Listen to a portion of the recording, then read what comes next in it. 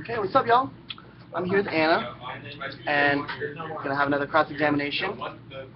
So, Anna, you mentioned that Rhode Island, like states like Rhode Island, have a low minority population of non-English speakers, and so therefore this legislation would not really work for it.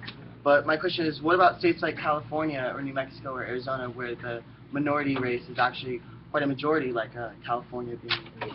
Well, see, I agree that there are some states where there's a majority of minorities, where there's so many different races that it's like, well, we could use a second language, but I feel that if you want to implement something on such a large scale as in the whole United States, you need to look at all the states altogether. And I could be wrong, but I believe that there's more states where the minority levels are so much lower, and then there are a few states like California where there's so much minority.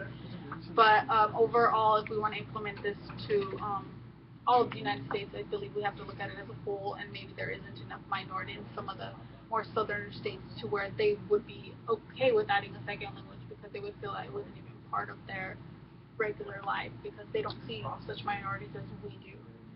Okay.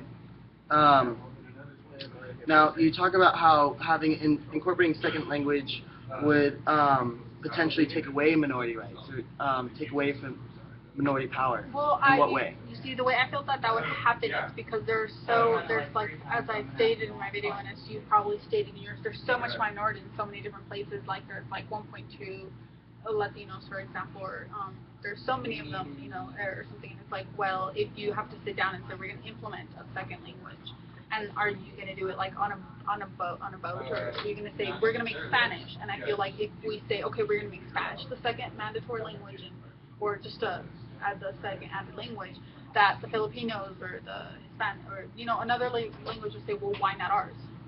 Why do they get preferential pick over us? And so on top of that, I feel like they would be like, on top of, we don't even know English, now you want us to learn Spanish. And I feel like it would create a lot of controversy between them, because if they already feel kind of stuck, as in not knowing which language to learn, or if they're trying to learn English and then there's suddenly forced on a second language, I feel like they're going to feel trapped. Okay.